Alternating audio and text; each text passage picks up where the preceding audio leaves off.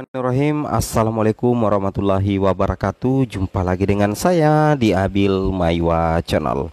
Jadi teman-teman, channel ini adalah merupakan channel pendidikan tempat kita berbagi tentang aplikasi pendidikan Microsoft Office serta tips dan triks komputer. Jadi pada video kali ini teman-teman ya, kembali lagi admin akan mencoba mengupdate ya informasi terbaru seputar perkembangan P3K Guru formasi tahun 2023. Yang mana yang akan kita bahas di sini adalah persentase peluang lulus P1, P2, P3 berdasarkan jumlah pelamar dan formasi P3K 2023, bukan 2024 teman-teman. Salah tulis di sini ya, 2023 ya. Jadi di sini salah satu hal yang menjadi penentu kelulusan dari guru honorer baik itu P1, P2, P3, P4 untuk mendapatkan penempatan di seleksi P3K Guru 2023 yaitu terkait dengan berapa jumlah pelamar nantinya itu akan dibandingkan dengan formasi P3K 2023. Kalau jumlah pelamar minimal berimbang atau lebih sedikit daripada jumlah formasi, maka persentase kelulusannya tinggi, terutama bagi P1, P2, P3, pelamar prioritas dengan pelamar kebutuhan khusus teman-teman ya.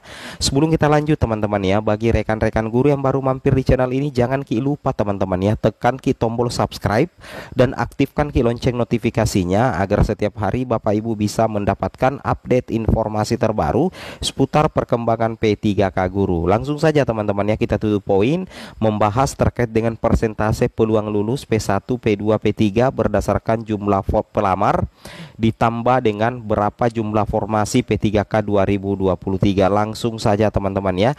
Ini kami dapatkan dari salah satu daerah teman-teman ya. Ini ada instansinya. Kalau kita lihat di sini ada statistik pelamar P3K Guru SSCASN 2023 teman-teman. Mulai dari instansinya ada, kemudian jabatan pendaftar formasi submit ya. Di sini kita lihat beberapa daerahnya, misalkan Kabupaten Bima, jabatan ahli pertama guru agama Islam, pendaftarnya itu 66.938, formasinya 2.157, yang submit 6.901. Jadi peluang atau keketatan lulus itu mencapai 0,31 per 0,31 ya. Cuman admin kurang paham apa sih maksudnya ini teman-teman ya.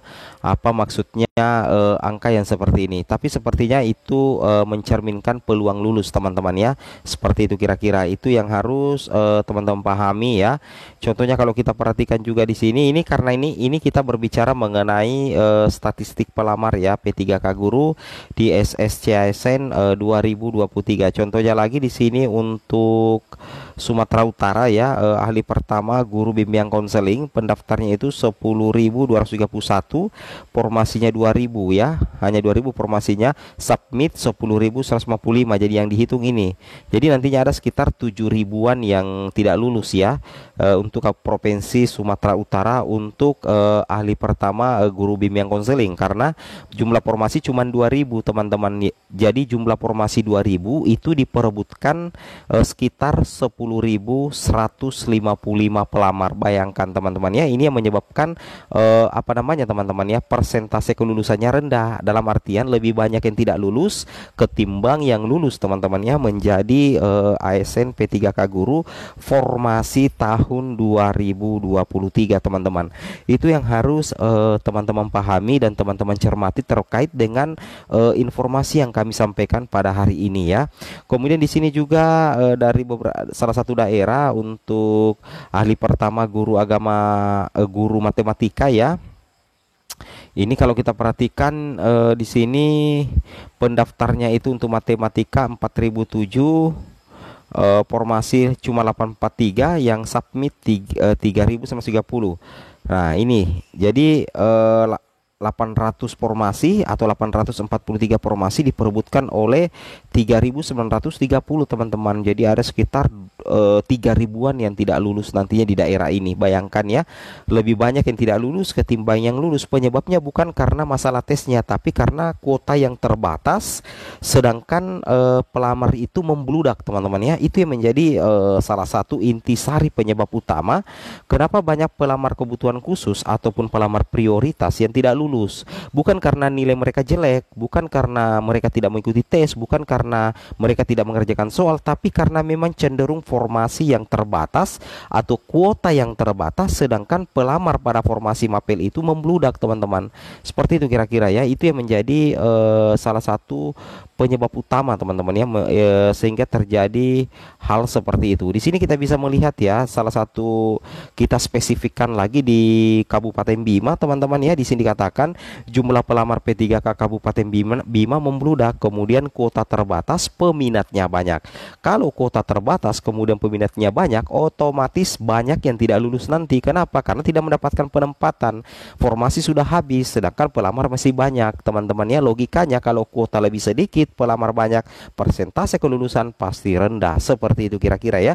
Itu yang harus teman-teman pahami. Kita ambil contoh yang cukup menyakitkan di sini teman-teman ya. Kita coba cek di sini.